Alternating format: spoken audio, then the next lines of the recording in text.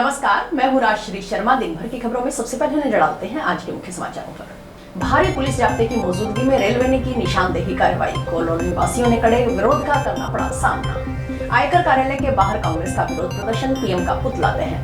राजनीतिक रंजिशवश मुकदमे में झूठा फंसाने का आरोप, राष्ट्रीय सरपंच संघ प्रतिनिधियों ने की निष्पक्ष जांच की मांग। बिना किसी पूर्व सूचना घंटों लगे विद्युत कट, आंदोलन की चेतावनी। सुरेशिया क्षेत्र के वार्डों के निवर्तमान पार्षदों ने एससी को करवाया समस्या से अवगत। और अब समाचार विस्तार से। प्रस्तावित रेल बाईपास के निर्माण को लेकर रेलवे विभाग के अधिकारियों की ओर से गुरुवार को भारी पुलिस जाब्ते की मौजूदगी में जंक्शन के वार्ड 17 ढिल्लो कॉलोनी स्थित आनंद विहार कॉलोनी में कॉलोनी वासियों के विरोध के बीच निशानदेही की कार्रवाई की गई। पूर्व पार्षद प्रतिनिधि सागर गुर्जर के नेतृत्व में कॉलोनी वासियों ने निशानदेही की कार्रवाई का पुरजोर विरोध किया। उन्होंने रेलवे विभाग के अधिकारियों के सामने अपनी बात रखी और निशानदेही की कार्रवाई रोकने की मांग की। इस दौरान कॉलोनी की कुछ महिलाओं की रुलाई फूट पड़ी। उन्होंने भी अधिकारियों से गुहार लगाई, लेकिन वे टस से मस नहीं हुए और निशानदेही की कार्रवाई जारी रही। उनकी बात सुन के आगे नॉलेज में डालो। सर आप जाब्ता लेके आए हो, आज जाब्ते की संख्या ज्यादा है। आप काम करने आओगे, यहाँ विरोध ज्यादा होगा आपका। कितने दिन ले आओगे जाब्ता? एक मिनट सुनो, मैं आपसे नॉर्मल क्या नाम है आपका? गोपी किशन, मैं रेलवे से ही हूँ, रिटायर्ड है। ठीक है, देखो आप मेरे को बताओ, आपने 2011 के बाद में जब आपत्तियां लगी हुई है, उसके बाद में भी आपको सारी आपत्तियां खारिज हो चुकी है। आपको इस बारे में कुछ सारी आपत्तियां खारिज हो चुकी है। आपने जो आवेदन किया था वो आपको जो आवेदन है वो खारिज नहीं हुआ हाईकोर्ट से? नहीं हुआ है। उसके 2011 के बाद हुआ है। सर रिकॉर्डिंग करेंगे आप इसकी? रिकॉर्ड के मेरे को पता मैं आपको डॉक्यूमेंट्स दूंगा, आपकी रिकॉर्डिंग दिखाऊंगा। मैं डॉक्यूमेंट्स पड़े अपने पास है। बीकानेर ऑफिस आ जाओ। मैं काय को आ जाऊँ बीकानेर? आप मेरे घर आ रहे हो? एक मिनट सर, मेरा तोड़ ले आ रहे हो, मैं बीकानेर का हूँ। एक मिनट मेरी बात मैं तो सारी तरफ ही करके बुलाओ ना उन्होंने इतने होना मतलब यार तेरा पाई जाते भी कमाओ ये सब का जा ले ले कहे ठीक है ना नो 10 सालां च घर बनया, खेती नहीं बनेगी। इस दौरान तहसीलदार SC/ST cell CO Ranveer Sai, junction थाना प्रभारी लक्ष्मण सिंह राठौर सहित रेलवे व नगर परिषद अधिकारियों के नेतृत्व में भारी पुलिस जाब्ता तैनात रहा। कॉलोनी वासी चरणजीत कौर ने कहा कि उन्होंने दिहाड़ी मजदूरी कर किश्तें भरकर मकान खरीदा। उनके पास रहने के लिए अन्य कोई जगह नहीं। रेलवे विभाग पूर्व में जब यह जगह खाली थी तब रेलवे बाईपास बना सकता था। पिछले 2-3 सालों में इस जगह मकानों का निर्माण हुआ है। अब रेलवे विभाग इन मकानों को तोड़कर यहां से रेल बाईपास निकालने पर आमादा है। उन्होंने मांग की कि उनके मकान न तोड़कर कॉलोनी वासियों को राहत प्रदान की जाए। पूर्व पार्षद प्रतिनिधि सागर गुर्जर ने बताया कि यह मामला हाईकोर्ट में विचाराधीन है। अभी तक इस मामले में कोई निर्णय नहीं आया है। आनंद विहार कॉलोनी में कुल 350 प्लॉट हैं। इसमें से 3 से 35 मकान रेल बाईपास की जद में आ रहे हैं। इनमें रहने वाले लोग गरीब तबके के हैं, जिन्होंने बड़ी मुश्किल से अपने मकान बनाए हैं। इन बने हुए मकानों में बैठे लोगों के पास इस जगह का मालिकाना हक है। यह भूमि कृषि भूमि नहीं, आवासीय है। इसके अंदर निशानदेही करना अनुचित है। रेल अधिकारियों ने उन्हें कह रहे हैं कि वे एक बार के निशान लगा रहे हैं, आगे कोई कार्रवाई नहीं की जाएगी, लेकिन ऐसा नहीं है। रेलवे विभाग के अधिकारी झूठ बोल रहे हैं। वे पुलिस की 2 बटालियन लाकर कॉलोनी वासियों में खौफ पैदा कर मकान खाली करवाना चाहते हैं। इस रेल बाईपास की वजह से आनंद विहार कॉलोनी में के करीब 30 से 35 मकान तो टूटेंगे ही। ढिल्लो कॉलोनी, वैशाली नगर, कंग कॉलोनी सहित 9 कॉलोनियों के लोग प्रभावित होंगे। इन कॉलोनियों में आने जाने के रास्ते बंद हो जाएंगे, लेकिन ऐसा नहीं होने देंगे। इसका पुरजोर विरोध किया जाएगा और आंदोलन भी किया जाएगा। रेलवे मंत्री से स्थानीय अधिकारियों की शिकायत की जाएगी। उन्होंने कहा कि इस समस्या का समाधान शांतिपूर्ण तरीके से निकले तो अच्छा है, अन्यथा कॉलोनी के नागरिक किसी भी स्थिति से निपटने के लिए तैयार बैठे हैं। कहना कि इस तरह आदे सारे घर ना टुटन, बहुत 10 साल किस्तां भर के मकान बनाया, हुण दिहाड़ियां कर कोई जमीन नहीं साडे कोले, कोई नौकरी नहीं लग्या है। पहला नहीं कि रेलवे वालियां नूं दीदा सी पहला कढ दे, कोई किसी दे भांडे मांजदा, कोई किसी दे पोचे लाउंदा। अज मकान तोड़ने इन्हां नूं दिस गया हैगा। पहला बना लेंदे, पहला खाली जगह पई सी, उदों किहड़ा रेलवे वालियां नूं दीदा नहीं सीगा। हाँ, ये मेरे वार्ड नंबर 17 में ढिल्लो कॉलोनी के अंदर ही आनंद विहार कॉलोनी है। इसके अंदर आज पुलिस की रेलवे द्वारा पुलिस की 2 बटालियन ले गई हुए हैं और ये निशान लगाने के लिए आए हुए हैं, जबकि ये मामला केस हाईकोर्ट में चल रहा है और अभी तक इसका कोई समाधान नहीं हुआ है। इस कॉलोनी में जो मकान में बैठे हैं लोग, वो मालिकाना उनके पास है, किसी की भूमि नहीं है, ये आवासीय भूमि है और उसके अंदर से ये निशान लगा रहे हैं जो अनुचित है। आप मेरे मकान पे आप कैसे निशान लगा दोगे? इसका मालिक मैं हूँ। अब ये रेलवे वालों से पूछा तो रेलवे वाले कहते हम तो सिर्फ निशान लगा रहे हैं, एक पैमाइश ले रहे हैं, आगे हम करेंगे कुछ नहीं। अभी वो ये सब झूठ बोल रहे हैं। आज इतनी बटालियन लाने का मतलब ये हमें खौफ देना है कि डरा के इनको खाली करवा दे। बिना अनुसंधान किए पंचायत के लोगों को राजनीतिक रंजिशवश मुकदमे में झूठा फंसाने व उनकी गिरफ्तारी करने को आमदा होने का आरोप लगाते हुए राष्ट्रीय सरपंच संघ के बैनर तले हरियाणा के नाथुसरी चोपटा ब्लॉक की 52 ग्राम पंचायतों के सरपंचों व भादरा तहसील के जमाल गांव के ग्रामीणों ने गुरुवार को पुलिस अधीक्षक से मुलाकात की। संघ प्रतिनिधियों ने एसपी को ज्ञापन सौंप गोगामेडी पुलिस थाना में दर्ज इस मुकदमे की निष्पक्ष जांच उच्च स्तर के अधिकारी से करवाने की मांग की। संघ उपाध्यक्ष संतोष बेनीवाल के अनुसार गोगामेडी पुलिस थाना में 27 फरवरी 2024 को अपहरण व मारपीट के आरोप संबंधी धाराओं के तहत मुकदमा दर्ज हुआ। दर्ज मुकदमे में कथित घटना शराब ठेका भरवाना गांव की बताई गई।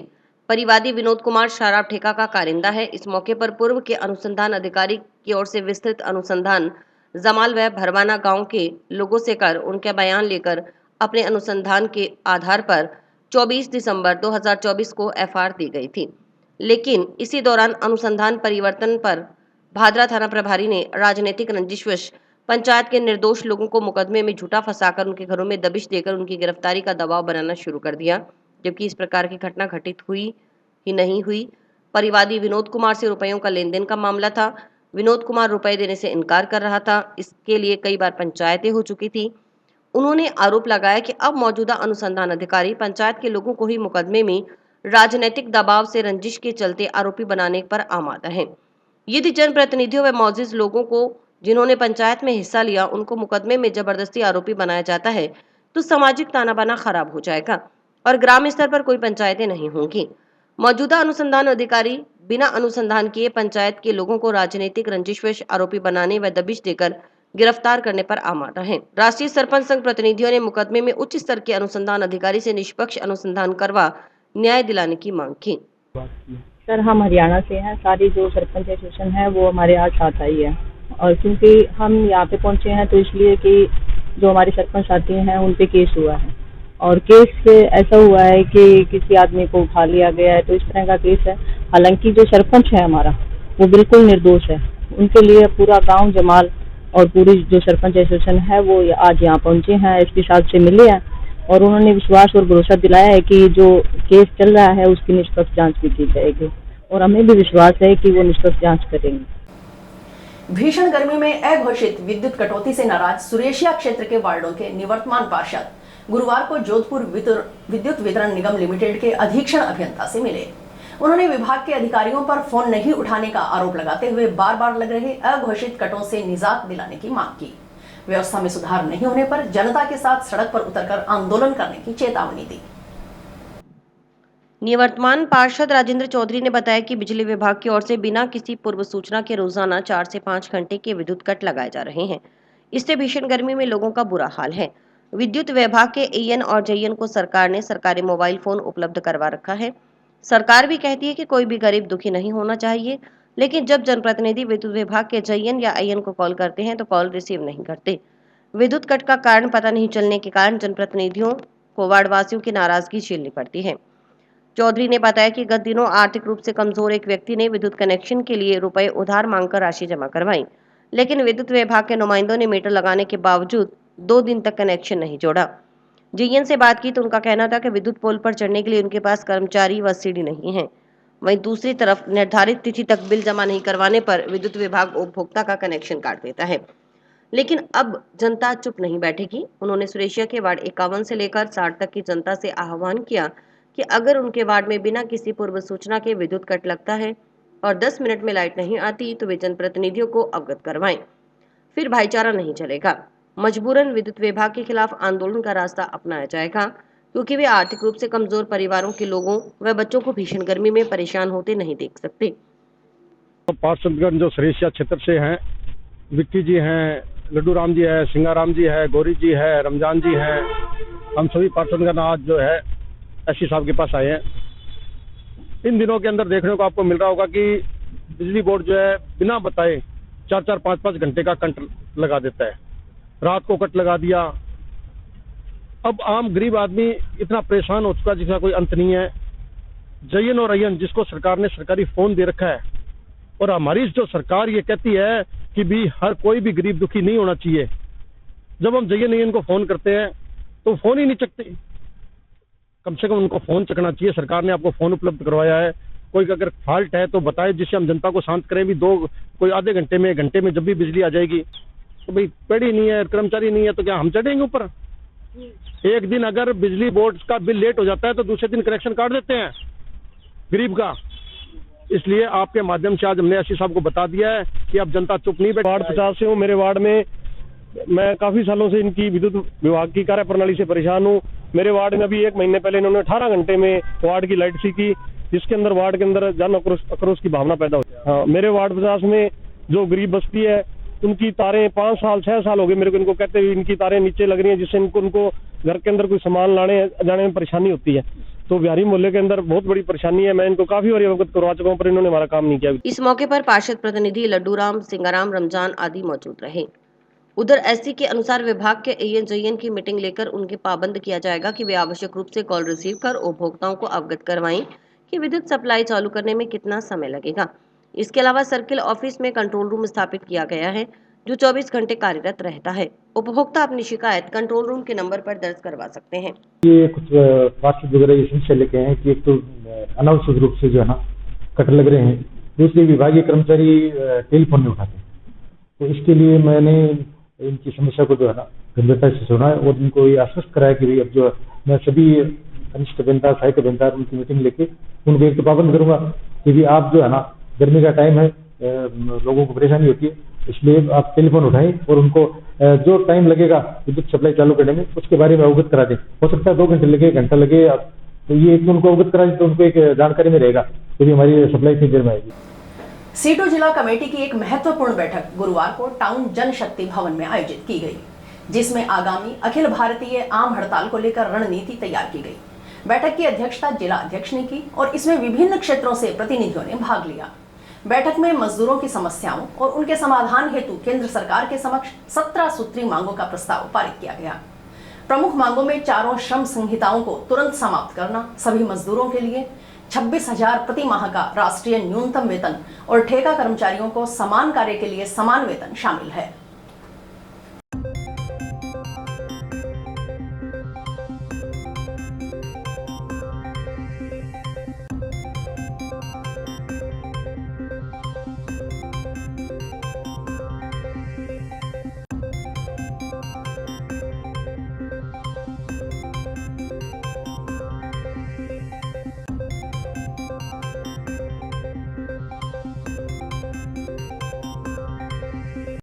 आज भारतीय ट्रेड यूनियन के अंदर CI2 की डिस्ट्रिक्ट कमेटी की बैठक जिले के अध्यक्ष कामिड़ आत्मा सिंह जी की अध्यक्षता में संपन्न हुई है और इस बैठक में बहुत ही गंभीर चर्चा हुई है। जैसा कि अभी पूरे देश के अंदर केंद्रीय श्रमिक संगठनों द्वारा 20 मई को राष्ट्रव्यापी आम हड़ताल करने का निर्णय लिया गया है और वो इस परिस्थितियों में लिया गया है कि मोदी सरकार मजदूरों के जो 44 श्रम कानून थे उनको ख़त्म करके 4 लेबर कोड बिल ला रही है। उस लेबर कोड में जो मजदूरों ने अंग्रेज़ों की गुलामी के समय में जो ट्रेड यूनियन एक्ट 1926 लागू करवाया था, उसमें जो तमाम अधिकार मजदूरों को मिले हुए थे उनको छीन रही है, ख़त्म कर दिया। और ख़त्म इस तरीके से कर रही है कि मजदूर हड़ताल नहीं कर सकता, मजदूर अपने लिए सामाजिक पेंशन, सामाजिक सुरक्षा की मांग नहीं कर सकता, आउटसोर्स पर मजदूर लगाए जाएंगे और 12-12 घंटे काम की वकालत की जा रही है।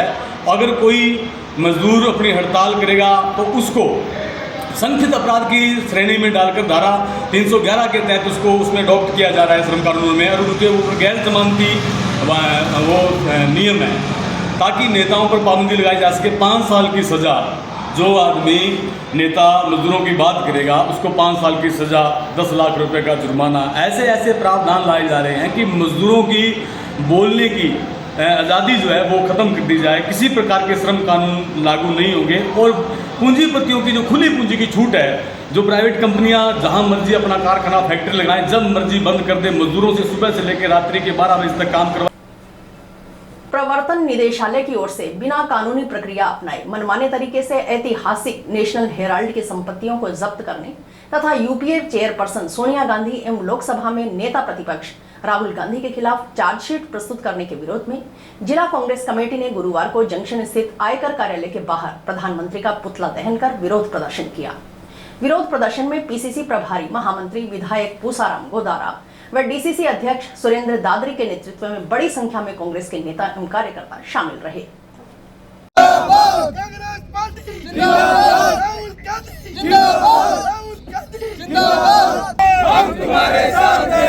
राहुल गांधी जिंदाबाद जिंदाबाद जिंदाबाद, सोनिया गांधी जिंदाबाद जिंदाबाद जिंदाबाद। राहुल तुम संघर्ष करो, हम तुम्हारे साथ हैं। राहुल तुम संघर्ष करो, हम तुम्हारे साथ हैं। जब जब मोदी डरता है, ईडी को आगे करता है। जब जब मोदी डरता है, ईडी को आगे करता है।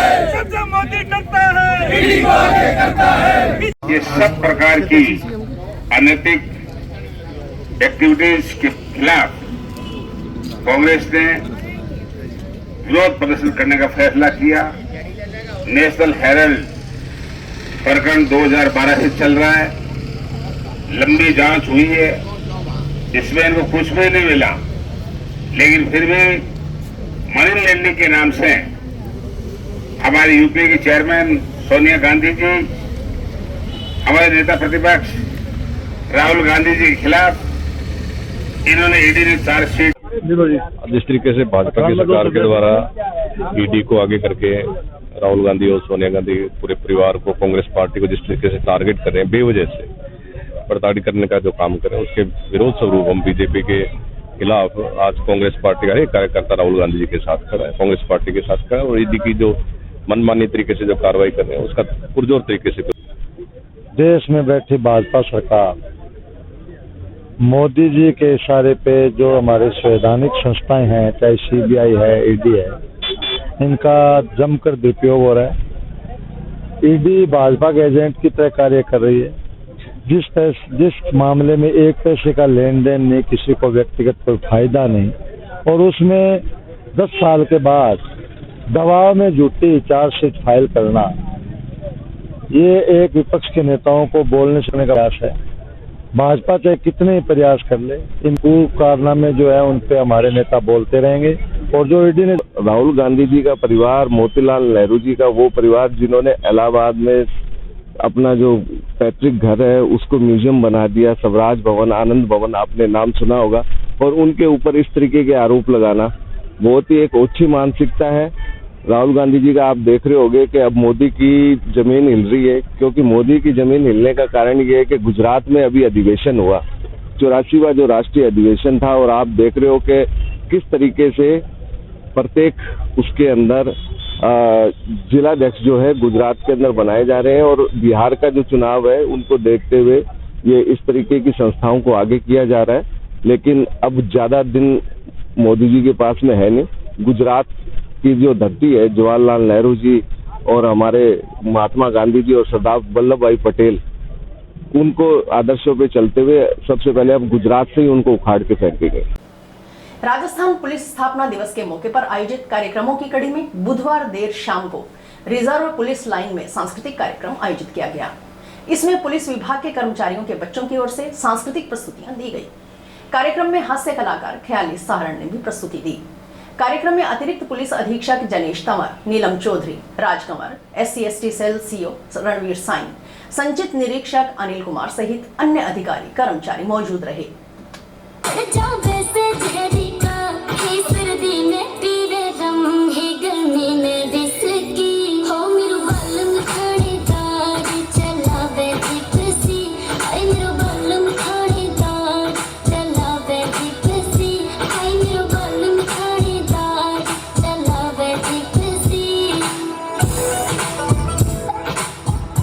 सुभाष चंद्र बोस ने अपने जीवन को हथेली पर लेकर के जान की परवाह किए बिना और अंग्रेजों के बीच में कूद कर लड़ने के लिए मेरा सबसे वडके वीर बोस थे, गोर दहशत माने गए, खुद तैयार आजाद हिंद की जर्मन मुर्जा बन गए, खुद तैयार आजाद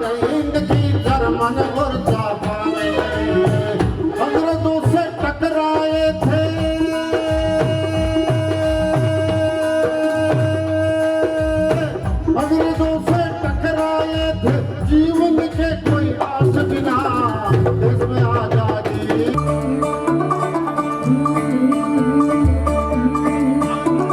मुंडा थोड़ा ऑफ बीट है पर कुड़िया देना बहुत स्वीट है। मुंडा थोड़ा ऑफ बीट है पर कुड़िया देना बहुत स्वीट है। ढोंगी सा ये बड़ा ढीठ है, वायरल हो गया ये ट्वीट पर। फूल वूल करने में कूल तू बड़ी तेज कटारी है। शक्ल तेरी की लगन तेरी की हमने कर दी तैयारी है। बज देने सारे मिल के आज डुल के सारे के सारे।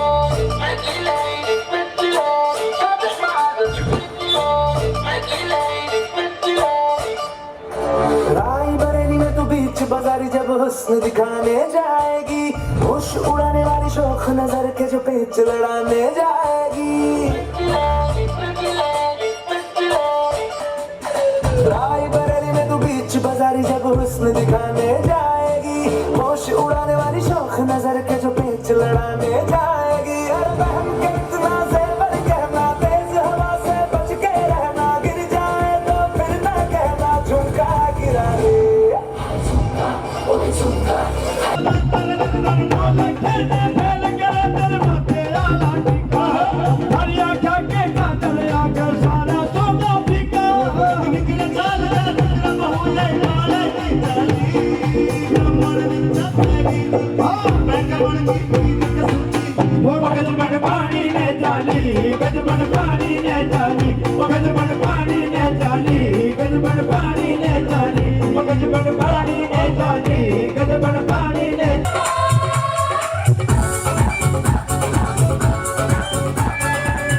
तालियां बजा तालियां 1 2 3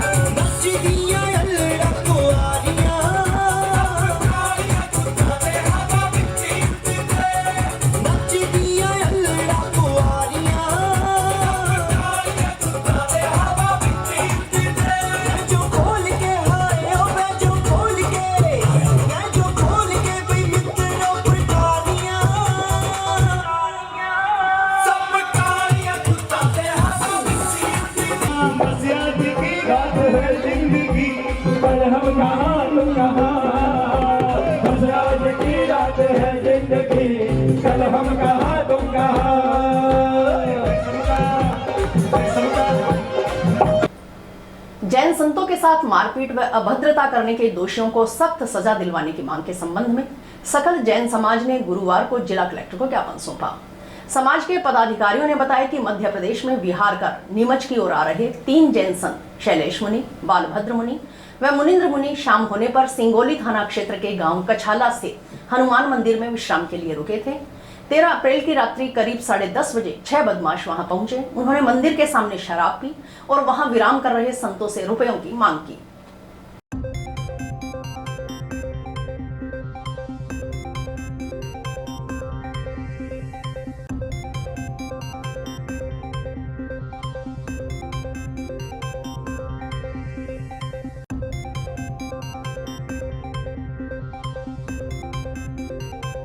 और मध्य प्रदेश जिला नीमच में सिंगोली पुलिस थाना क्षेत्र में 3 जैन संतों के साथ में दिनांक 13/4/2025 को रात्रि 10:30 बजे मंदिर परिसर में उन संतों के साथ में भारी मारपीट की गई, घायल कर दिया गया, उनके साथ बदसलूकियां की गई और रुपए नशेड़ी थे कोई 5-6 जने जिनके द्वारा ये कृत्य कारित किया गया है।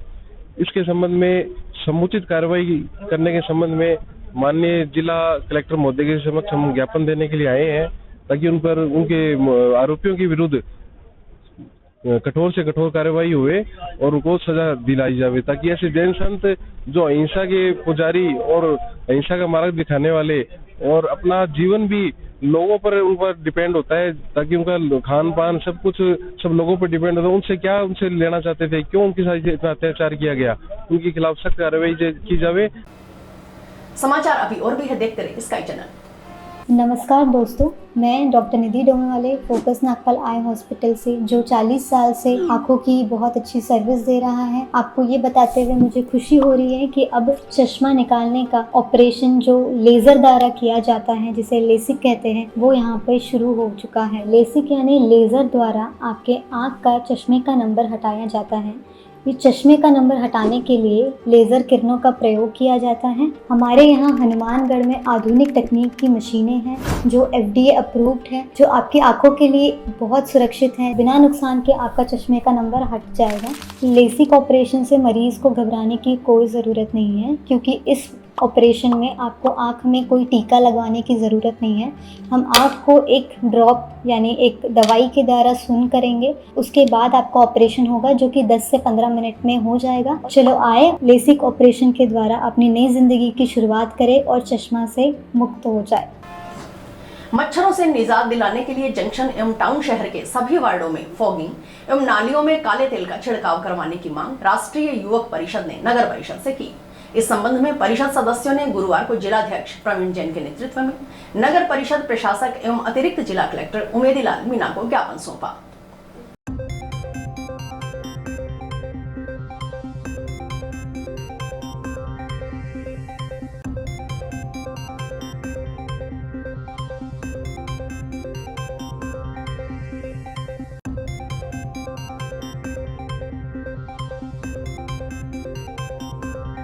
सर जी, आपने देखा होगा कि शहर के अंदर बहुत मच्छर हो गए हैं। मलेरिया की बीमारी, डेंगू की बीमारी बढ़ती जा रही है और स्कूल में भरमार हो रही है। सारे शहर वाले हमें कह रहे थे, लेकिन छुट्टियां नहीं थी, इसलिए हम ज्ञापन दे नहीं पाए। आज हमने ज्ञापन दिया है और इसमें हमने ये लिखा कि सभी नालियों के अंदर काला तेल फॉक्स मशीन चलाई जाए। काला तेल डालने के बाद ऐसे नहीं काला तेल डाल के घर वालों से साइन कराई जाएगा, हमारे घर के सामने काला तेल डल गया है। और फॉक्स मशीन के लिए एक बार नहीं, 2-2, 3-3 बार वो राउंड मारे, जिससे से बच्चे खत्म होंगे। और इसमें एडीएम साहब ने अभी आज ही हमने जब ज्ञापन दिया तो ये कहा कि आज से स्टार्ट हो जाएगा। नोहर की जानी मानी शिक्षण संस्था अभिनव एकेडमी में गुरुवार को ग्रैंड पीटीएम का आयोजन किया गया, जिसमें अभिभावकों व बच्चों ने उत्साह से भाग लिया।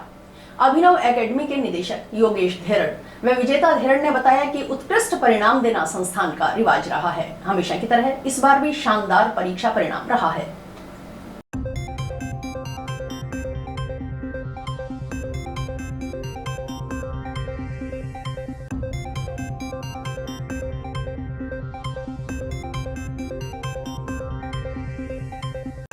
आज ये हर वर्ष की भांति अभिनव एकेडमी ने इस बार भी एक ग्रैंड पीटीएम, इसको एक स्नेह मिलन कह सकता हूँ मैं, पूरे सत्र पर्यंत हमारे जो कार्यकलाप रहते हैं, उसके बाद ये परिणाम का दिन भी होता है और दूसरा स्नेह मिलन का दिन भी होता है। मैं इस दिन अभिभावकों से बड़ा ही जो है वो खुशनुमा माहौल महसूस करता हूँ और उनका आशीर्वाद प्राप्त करता हूँ। ये आज का दिन जो है वो मेरे लिए बड़ा ही सौभाग्यशाली रहता है, क्योंकि मैं जितना सोचता हूँ उससे बढ़कर अभिभावक मेरा सहयोग और साथ देते हैं और इस बात की मुझे और मेरी पूरी टीम को बड़ी खुशी है। हनुमानगढ़ जिले में भीषण गर्मी और संभावित हीट वेव की स्थितियों को देखते हुए मुख्य चिकित्सा एवं स्वास्थ्य अधिकारी डॉक्टर नवनीत शर्मा एवं जिला अस्पताल के प्रमुख चिकित्सा अधिकारी ने गुरुवार को जिला अस्पताल का निरीक्षण किया। इस अवसर पर चिकित्सा व्यवस्था, आपातकालीन तैयारियों और गर्मी से संबंधित बीमारियों से निपटने की व्यवस्थाओं का जायजा लिया गया। निरीक्षण के दौरान सीएमएचओ डॉक्टर शर्मा ने विभिन्न वार्डों, ओपीडी, आपातकालीन कक्ष और विशेष रूप से हीट स्ट्रोक से प्रभावित मरीजों के लिए बनाए गए विशेष कक्ष का निरीक्षण किया। उन्होंने अस्पताल स्टाफ को सतर्क रहने और हीट वेव से निपटने के लिए राज्य सरकार द्वारा जारी दिशा निर्देशों का सख्ती से पालन करने के निर्देश दिए। बताया गया कि गर्मी के कारण लू, डिहाइड्रेशन, चक्कर आना और थकावट जैसे लक्षणों वाले मरीजों की संख्या में इजाफा हो सकता है। ऐसे में अस्पतालों में ठंडे पानी, इलेक्ट्रोलाइट्स, आईवी ड्रिप और प्राथमिक उपचार की व्यवस्था सुनिश्चित की जा रही है। साथ ही आमजन को जागरूक करने के लिए प्रचार प्रसार भी तेज किया जाएगा। सीएमएचओ ने बताया कि जिला मुख्यालय पर कार्यालय में कंट्रोल रूम भी स्थापित किया गया है। वहीं प्रत्येक ब्लॉक स्तर पर क्विक रिस्पांस टीम भी बनाई गई है। किसी भी आपात स्थिति में निपटने के लिए एम्बुलेंस सेवाओं को भी अलर्ट मोड पर रखा गया है। डॉक्टर शर्मा ने आम नागरिकों से अपील की कि वे दोपहर 12 बजे से 4 बजे तक धूप में निकलने से बचें, भरपूर पानी पिएं, हल्के व सूती वस्त्र पहनें। उन्होंने यह भी कहा कि राज्य सरकार आमजन की स्वास्थ्य सुरक्षा को सर्वोच्च प्राथमिकता दे रही है और अस्पतालों को उसी अनुरूप तैयार किया जा रहा है। यह निरीक्षण न केवल व्यवस्थाओं का आंकलन था, बल्कि राज्य सरकार की मंशा को जमीनी पर उतारने की दिशा में एक अहम कदम भी था। जैसे कि पिछले दिनों हमारे मंत्री महोदय ने भी हमारी वीसी सभी को निर्देशित किया था, हमारी टीचर्स मैम और डायरेक्टर सर के हमारे निरंतर निर्देश मिल रहे। उसी के तहत चूंकि हमारे जिले का जो रेफरल अस्पताल है, जिला अस्पताल, उसकी आज मैंने पीएमओ साहब ने ज्वाइंट विजिट की है। तो चूंकि जैसे ट्रॉमा सेंटर से एंटर होते हैं तो ट्रॉमा सेंटर में कूलिंग की व्यवस्था है, अच्छा ठंडक की वहाँ पे पानी की व्यवस्था हुई थी। उसके बाद जो डेडिकेटेड वार्ड बनाया जहाँ पे 10 बेड की जरूरत है वो भी प्रॉपर अच्छी तरह से आईसीयू के बगल में है, वहाँ भी कूलिंग की अच्छी व्यवस्था है। और पानी की व्यवस्था भी पीएमओ साहब ने बाहर से कैंपर रखवाए हुए हैं और मरीजों से बात करने पे पता लगा कि कैंपरों की आवश्यकता हो रही है, तो कल से कैंपरों की व्यवस्था भी बाहर से कर दी जाएगी, मटकों की व्यवस्था भी है और दवाइयों की व्यवस्था भी उचित मात्रा में है। तो शुरुआत हमने जैसे जिला अस्पताल से की है, चूंकि रेफरल है, फिर हम सीएससी और पीएससी विजिट भी हमारे प्रशासन द्वारा भी और हमारे विभाग के अधिकारियों द्वारा भी निरंतर की जाएगी। और इसी के साथ समाचार समाप्त हुए। रोजाना देखते रहिए समाचार। नमस्कार।